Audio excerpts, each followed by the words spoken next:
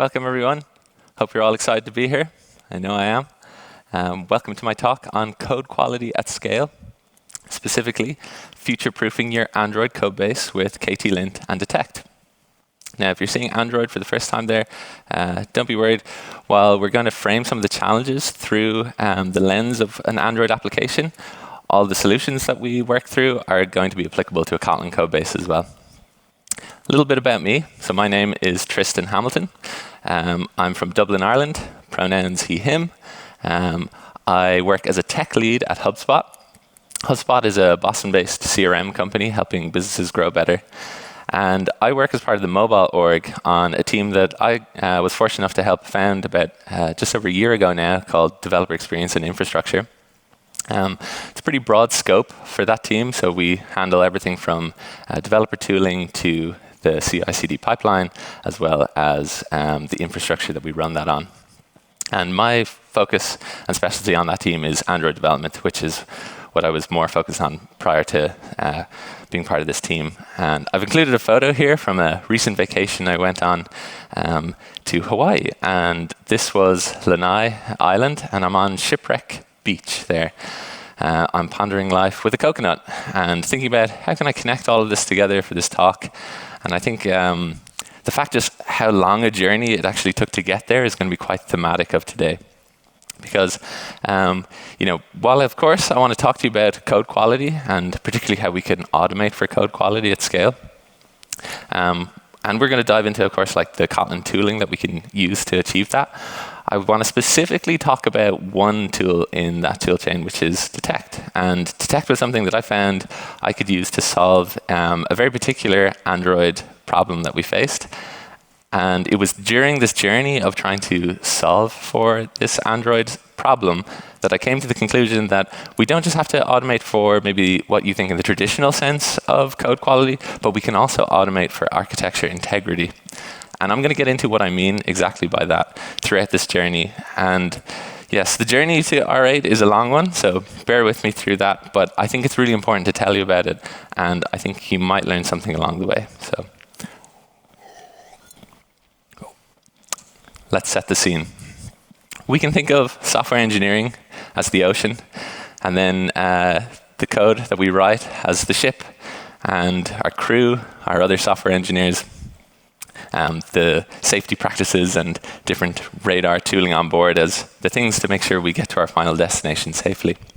Let's talk about the ship that I know best, the HubSpot app. It was started in 2017. I joined around 2022, so a lot of things to catch up on there. You can imagine quite a bit of siloed and tribal knowledge to learn. There's 14 developers currently working just on the Android application. They're spread out amongst a ton of different feature teams. There's about 370,000 lines of all Kotlin code the last time I checked, and over 200 Gradle modules. So you can imagine, in terms of like scale and complexity, and the dependency graph, it's pretty big. You could picture we're something like this. We're not at 1 million lines plus, though. We're certainly not this. But if you're also worried now that your code base looks something more like this, don't worry. I think the steps and rules we're going to look at should still be applicable to you. And that's really important when it comes to code quality. So what do we mean by code quality? Well, I think it's quite a nebulous term. We could probably look up like a specific definition for it. But for me, I'm all about the vibes. So I'm thinking about what does it feel like to work on a good code base? And I think we can all agree it's about speed. And if you can solve for speed and maintain velocity while you're shipping code, well, I think we can infer that we're going to have good code quality. And everything else can really be inferred from once we know we can ship and maintain speed with our code base. So we can think of like our releases are going to be reliable, the pipeline is probably stable, it's easy to review and add changes. But with all of these qualities, how do we optimize for these to make sure that we have good code quality? So what actually makes it a fast code base? So it's probably through scalable and reusable patterns, adequate testing, enough documentation, using the right language and libraries for your business case, of course, a good dev environment and CI/CD pipeline, and then a team and a good culture to ensure all of these things maintain consistent. But what can affect all of these things? There's something I think that all of these elements have in common, and that's time, right? So with time comes new trends, new libraries, team growth, team churn. All of these things can kind of end up manifesting themselves in some shape or form as tech debt. And that'll take your beautiful ship that's gliding smoothly across the ocean to a rust bucket. So what are our life-saving tools and tricks that we can use to ensure this code quality? I want to focus on some of the ones that you probably have in your code base today to start. And these are things that we can automate for. So think stuff like code formatting, static analysis, otherwise known as linters, code coverage, and dependency management. So I'm going to go just a little bit through what that toolchain looks like at HubSpot today. So for code formatting, we're using Ktlint. It's both a linter and a formatter. Many ways to integrate it. Ktlint themselves recommend as a first line of defense that you use the IntelliJ plugin. So they give a little example here of, imagine you have a declaration with a string that's super long. It's going to flag that that's a little long to read, and if you hit save, it's going to auto-format that to break up the line. They also mention then, as a last line of defense, you should incorporate this into your CI/CD pipeline. We're doing that with the Kotlin plugin. So you can see here if we call lint Kotlin, and if we had, say, an unused import in one of our classes, well, it's going to run for that module and flag that we have this unused import. And of course, there's also then the counterpart Gradle function, which is to format this code as well. So you could apply that as part of your CI pipeline, maybe have it actually apply the diff if the dev has forgotten to run this locally. And why do we use Ktlint in particular? I think they have a great FAQ that explains this. Simplicity.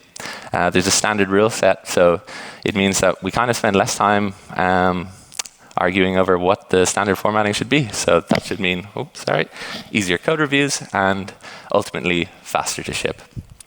Okay, cool. Code formatting covered. Now let's talk about what we use for static code analysis. So we're using Detekt, and we're going to dive pretty deep on this later on in the talk, but just to give you a high-level overview, traditionally you could use this for finding code smells and anti-patterns, and this is going to save us time as well as we move quickly, right? And they give a nice example on their website for one of these rules. So imagine we had declared a string foo, and we're doing some conditional checks on it. Well, here we've got more than two. It's kind of complex to parse that looking directly at it. So when you run detect, it's going to run for that module, and it should then flag that the specific line that you've declared this on and let us know that this condition is too complex. So that's great. And why do we like Detekt? Well, it's written in pure Kotlin. The baseline files are part of the codebase. If you're familiar with other tools like SonarQube, it's a bit cumbersome where that is all like in a separate UI. Also, it's got built-in rules and access to a full third-party marketplace of other rule sets. And with that comes the fact that you can actually extend and create your own custom rules, which we're going to dive deep on a little later on as well. Great. So static code analysis also covered. The other two, just for brevity, I'm not going to dive in deep onto code coverage and what we're using for those, but just to let you know what we are using. For code coverage, we're using JetBrains' own Kotlin Xcover. And for dependency management, we're actually using like a platform agnostic tool called Renovate. Okay, and if you have all this in place, you should have a pretty happy crew, right?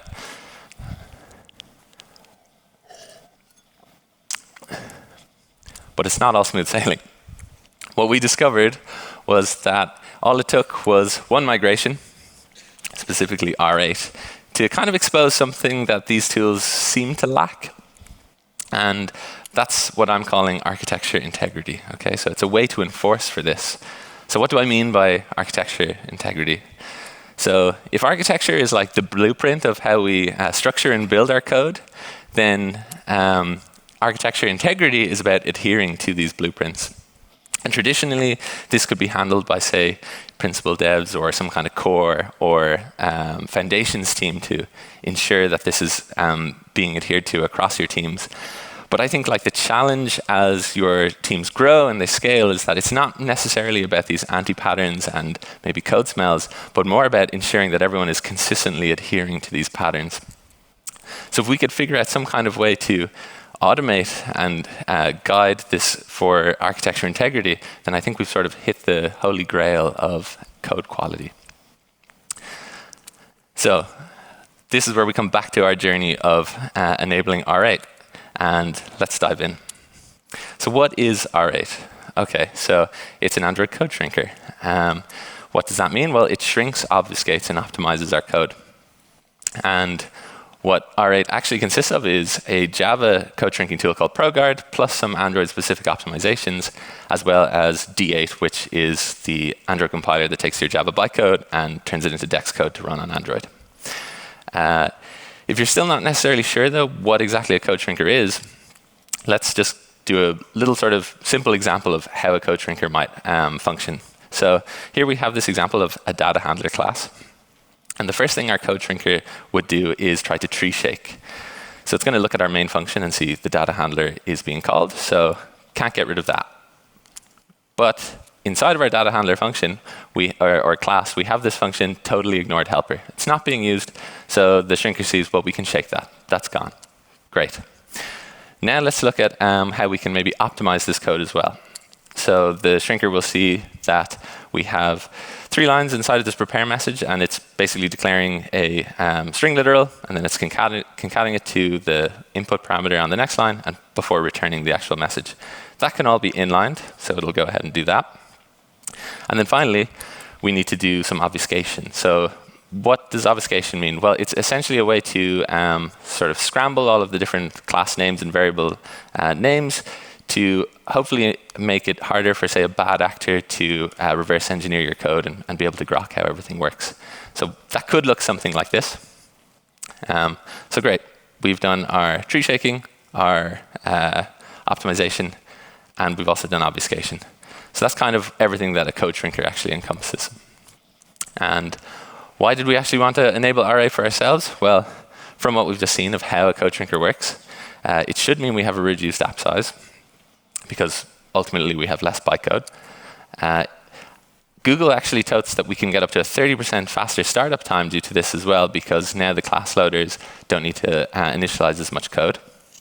And I also mentioned this sort of quote-unquote security element due to the fact that now we've made these bad actors' lives a little bit harder. But you might also wonder, OK, R8 has probably been around a while. It's 2025. Why haven't we done that for the HubSpot app? So even with all of this understanding of how a code shrinker works, we knew there was a few like potential pitfalls and traps to actually enabling this. So we'd always sort of like thought of R8 as something that we would need to handle with, and kind of with a bit of trepidation.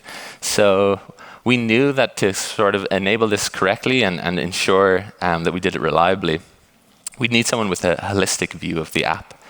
And we didn't really have a dedicated infrastructure team that could actually work on this until my team was founded. So we finally got to kind of clear our backlog and prioritize this. So let's go on the journey of me actually trying to enable R8. So pretty straightforward. In our Gradle build file, we're just going to call isminify enabled. And as soon as I did that, boom, the whole app just starts to explode. Try to visit different screens, they're crashing. I'm looking through the logs, everything's scrambled. Not great. From a bit of debugging, we found that most of these class cast exceptions seem to be occurring around the network level. And from a little Googling, I discovered that all of my issues are due to full mode. And full mode is R8's default mode of running since Android Gradle plugin 8.0. And it essentially adds all of these more aggressive Android optimizations. And where we specifically found it was doing some of these optimizations that were breaking our code was how we integrated our HTTP REST calls using Retrofit Client and JSON. And so in our retrofit calls, we would define that we want to serialize and deserialize all of these REST API JSON network responses with JSON. JSON is a Google library that is able to deserialize network responses into your Kotlin data models. And what we found was that, say in the case of like this notification center client retrofit instance, we'd have a function like get notifications that's going to call to our mobile notification backend. When it would make this request to get our notification center response, which looks like this, it's just a list of entries plus whether it has more, we'd find that it wasn't able to deserialize this. And to kind of understand why that was the case, let's look at what happens when we would build our code both with R8 enabled and not enabled. So let's look at with R8 not enabled first. Okay, so here's our notification center response after we've compiled the code and decompiled it back to the Java bytecode. We don't need to necessarily look too closely at what's in this, but the main thing to note is that it's got a constructor, it's got its member variables and getters and setters, all pretty standard affair. Now when we run this with R8, with full mode enabled, it suddenly looks like this. Okay, quite different. It's abstract, so it's probably still checking the actual type itself, but we've lost our constructor, we've lost our private member variables. And so what's actually happened here is that when JSON went to deserialize into our data class, it can't do this because it does it at runtime via unsafe allocation, and it's lost its constructor to actually build this. So that's what ends up causing this class cast exception. And JSON does have a few solutions to fixing this specific problem. The first they suggest is that, well, you could use ProGuard rules, which is this special syntax to say, hey, code shrinker, don't touch this class at all. So we could specifically say, hey, keep the notification center response class. And that would work. But we're a large code base. We have over 2,000 data classes. A huge proportion of those are our network data models. So I don't want to go write 1,800 keep rules for all of these things. So they propose another solution. You could write a keep rule that's going to, as long as you've moved all of your data classes into a single package, you could just keep that. That could also work. But like I mentioned, 14 developers across a lot of different teams. That's going to be kind of hard to maintain that they keep all of their data models to these packages. And what happens if a developer ends up putting one in a different package by accident? We're back in the same boat. So let's think about like that first solution they said again, which was to keep the specific class. I don't really want to have to go and write all of those rules myself, but what we could do is maybe use IntelliJ's structural replace and simply add the annotation equivalent of that keep rule. And that would probably work, right? And when I did that, what we found was, yes, the code started to run. But we still have the problem that if a developer forgets to add one of these annotations, we're back in the same boat, right? So that's kind of a challenge that we need to solve. It's starting to feel like R8 is less like an iceberg and more like a kraken we're actively trying to repel. And what has any of this got to do with architecture integrity anyway? Well, bear with me, we are getting there. So we need some kind of way, if we're going to have these keep annotations and enable R8, to enforce that these data classes, these network models, always have the annotation. And I was trying to think of like, how can we do that? What way can we enforce it? Well, step back to 2023 for a moment, where Nicola Corti gave a great talk on the future of Detekt.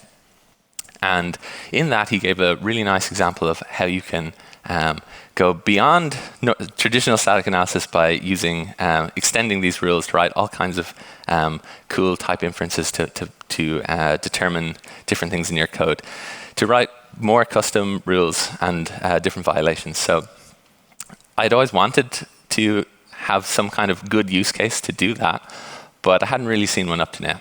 Okay, step back to the problem we're now having.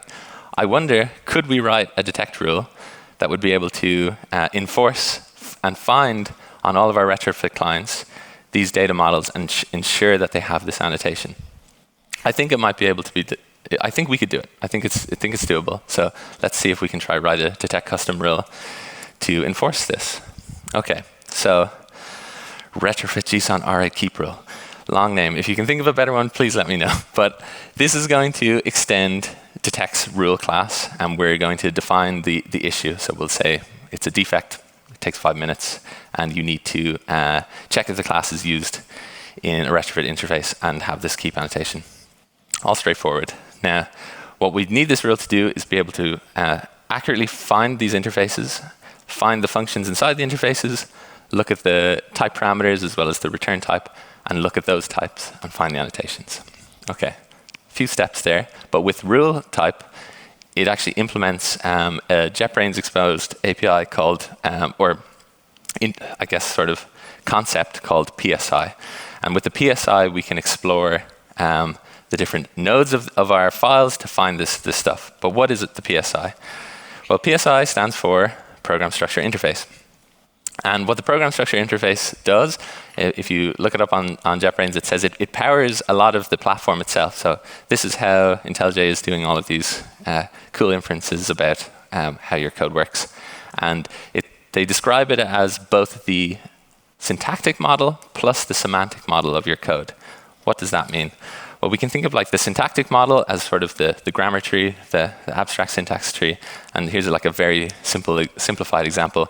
If we had a declaration like val x equal to 5, well, the syntactic model would be able to tell you what the keyword is, what the identifier is, the operator, and so forth. But the semantic model is the more interesting part in that it can do some cool inference. So if we had a statement like print x, well, with the semantic model, it's going to know that x actually refers back to our definition of val x. So it knows it's of type int, and it knows it has a value of 5.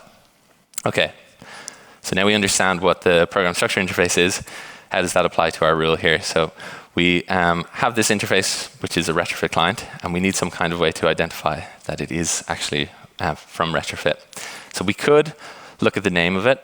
Maybe we could define that you have to say it's a notification center retrofit client. But we'd end up back, if we were going to enforce it that way, we'd probably end up back at square one trying to write a new detect rule just to enforce that. So that's probably not a runner. There's no annotation for retrofit here either. But if we actually look inside the body of it, we're always going to have these like HTTP header annotations. And that's going to import retrofit2.http.some header. So I think, or some method there. So I think with that import, this is probably a pretty reliable way that we could identify that these interfaces are retrofit clients. So let's go ahead and do that with our newfound knowledge about how the PSI works. So the KT visitor class that rule extends exposes all of these functions then to start exploring the PSI nodes. And the one we would want is this visit class or object. So it exposes this class that's either a class or an object. And from there, we would first check that if it's not an interface, chuck it. Simple enough. Detect is going to be running per file, so we have access to the actual containing KT file as well. And with that, we can look at the import list, check if it's a retrofit2 import, and if not, well, we can chuck that too. But otherwise, we're pretty sure now we have a class that is definitely a retrofit interface client. Cool, first step done. Okay, from there, we now need to look through all of the parameters in the parameter types of the functions in this client, plus the return types of those functions. And we can do that by accessing the declarations on the class and looking up all of these different functions with this filter as instance. And then from there, we're going to look at both the parameter return types that we access from value parameters and access the type reference. And similarly for the function, we also can access the type reference there. And then it should be as simple as grabbing that type reference and looking up if the Android x.annotation.keep is there. And with that, we'd be able to report the issue. But we run into a problem. When we try to run this code, it turns out that that annotation array is empty. And to understand why that is the case, we need to look at a concept that Detekt refers to as type resolution. Remember we talked about the semantic model earlier with program structure interface? Well, when you run Detekt normally, you don't have access to this. You do have access to the syntactic model, but we can't really use this. And what does that actually end up looking like when we're running it? Well, if you have your notification center client, when Detekt runs, it can see notification center response, this actual text. But if you want to kind of understand anything about that actual type, well, it doesn't see it. So how do we resolve that? Well, if you run Detekt with a separate Gradle task, it's actually able to run a second compilation while the task runs. And this is going to be able to resolve all of this type information that we need. And it does that through an API also exposed from JetBrains called binding context. And this is part of the K1 compiler. Just making a little note here that this is not solved for Detect 2.0 and beyond for when if you start using syntax that's from Kotlin 2, right? So just making a note of that. But with the power of binding context, we should now be able to update our function to resolve this type and find the annotation data we need. So just for brevity, we're only going to look at the value parameters section here. So let's update this portion of code. Okay, so we're still going to look through each of the value parameters of the function. But now when we get the type reference, we're going to ask the binding context to resolve it to its type. And so once we have that resolved type, we can access the class descriptor. We can think of that as like the compiler's understanding of that class. And from the descriptor, we can now get the annotations and finally check if it has this keep annotation or not. So great. With that, we can report the issue. And that's as simple as reporting this code smell. And we can pass, and once we've done that, we can run our new detect debug Gradle task. And we can run it for the notification center. And we find that it even gives us the specific line that's at issue. And it lets us know that there's a retrofit interface without the keep class. Fantastic. Is that everything to retrofit JSON R8 Keep Pro? No, there's more, but I think that's enough to give you an understanding of how I went about writing this rule. But there's a lot of other things to check. What about the data types parameters themselves? They might also reference other data types that also need these annotations. So we need to handle the constructor parameters. We need to also think of like nested classes. It goes on, and it's pretty full on, the full finished rule. I've included that in a link to a series of articles I wrote at the end of the talk, so you can go check out the full rule if you'd like. But once I have that done, am I ready to enable R8? Was that enough? Okay, well, JSON plus full mode. There's still a few other things to consider. You know, we've tackled retrofit with JSON, but what about any other JSON custom adapters or serializers? And also, what about other reflective calls, like maybe for your logging if you're calling simple name? There's other things we might want to consider to really ensure confidence at runtime. But you can write rules for those too. And that was something I've also included in part of the link that I'll send out at the end. And once we have all that in place, though, yes, we were able to reach Treasure Island. I mean, R8. And with that in place, yeah, it all pretty much worked. And if you feel like you've seen this, and maybe you tried it before and it all failed, well, I hope now with these newfound learnings you might be more reinvigorated to go try this out for yourself and enable R8 again, because it was worth it. We did see some cool results. It actually reduced our app by about 33%. So across devices, we saw installs go from around 60 megabytes down to 40 megabytes. And okay, it wasn't the 30% that Google touted, but we did see time reduced, or app startup time reduced by about 12%. And so we release weekly, and I was able to take the medium startup time for the 4 weeks prior to us enabling R8, and then the 4 weeks post that to come up with these numbers. And I'm pretty happy with that. You know, it's okay. It's not the 30%, but we've had to add a considerable amount of keep stuff to keep the app working. But you know, we're not done there. We have further horizons on our sights. We want to talk about architectural integrity, right? We learned that we could take a runtime issue and move it to build time. Nice. This is kind of starting to sound like we can encode and automate for architectural integrity, right? We can establish patterns that we have to enforce that removes this runtime constraint and allows us to check it at build time. But this was sort of like an infrastructure limitation that forced an architectural shift. Maybe it doesn't totally fit our definition here. I think we can look at maybe something that's more like a completely arbitrary architecture decision made by our developers that we could automate for better architecture integrity. So I'm going to show you a little example of that in our code base. Okay. So we have this concept of a system task in our HubSpot app. And this is sort of like an internal performance metric.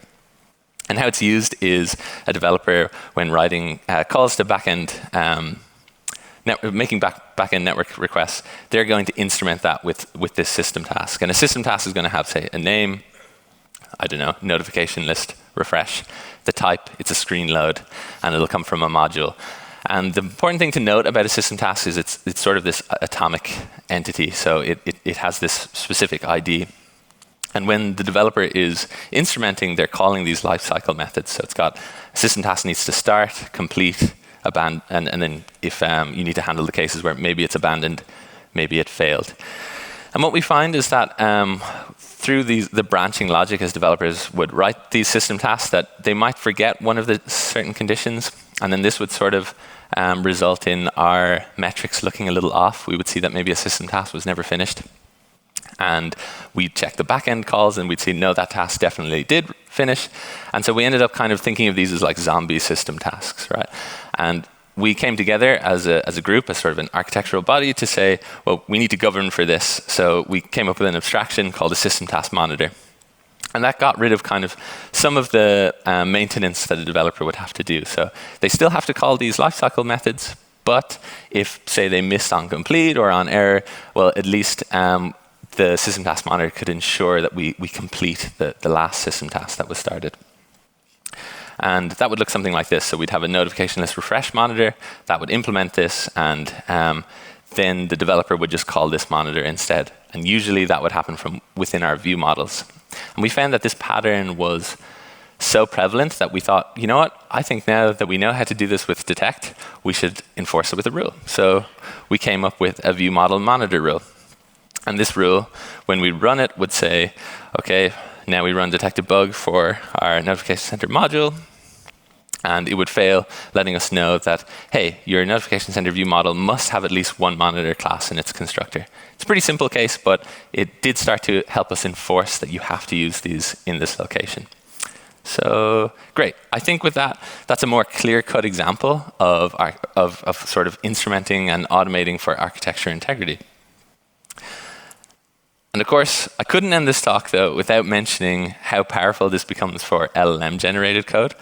You know, with Detekt enforcing our architectural principles at build time now, we gain this crucial ability to put robust automated guardrails around these new tools, so that we can build for confidence rather than chaos. With that, some key takeaways. Shipping R8 with confidence is hard, but I think tools like Detekt make that a lot easier. Go beyond traditional static analysis. That could be with Detekt and its type resolution. It might also be with a compiler plugin as well. Choice is yours. And finally, look at ways. I challenge you to look for ways to automate for architecture integrity. If we can codify our architectural patterns, I think we can make our code a lot more reliable, allow us to ship with more confidence, ship with speed, and potentially future-proof our code bases.